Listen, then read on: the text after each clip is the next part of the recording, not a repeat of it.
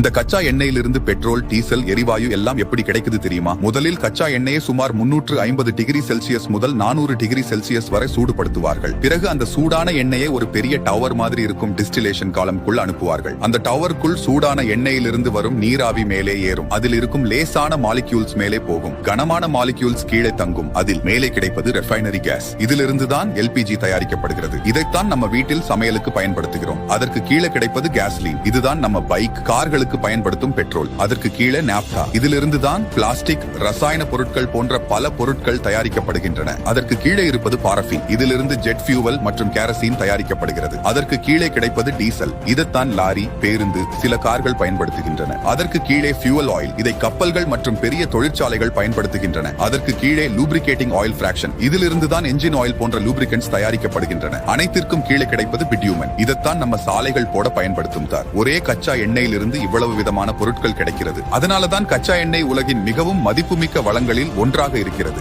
நீங்கள் வளர்ச்சி